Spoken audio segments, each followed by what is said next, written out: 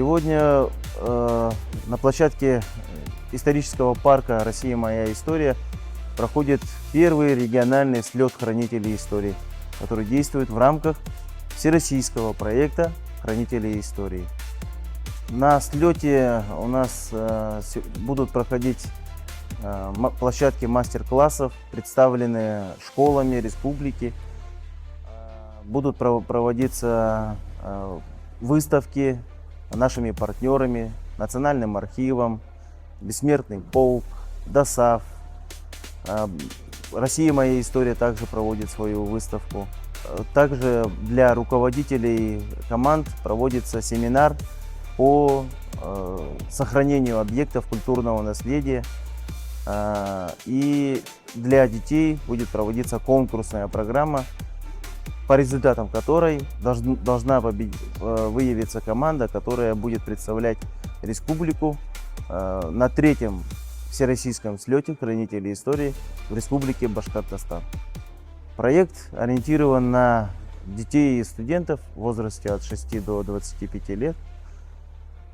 Здесь надо сказать, что у нас в республике он действует уже на протяжении 3 лет, и более 1500 активных участников хранителей истории по всей республике зарегистрировано на сайте буддвижение.рф. Они проводят субботники на территориях памятников, памятных мест. Их задача – это сохранение исторической памяти, ее распространение, ее изучение. И на протяжении 3 лет в достаточно успешной форме руками детей этот проект реализуется на территории республики.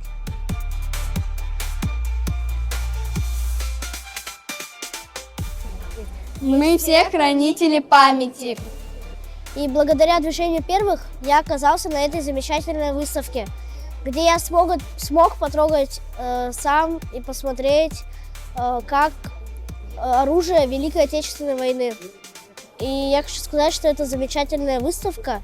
Движение первых предоставили отличную возможность. Мы в движении!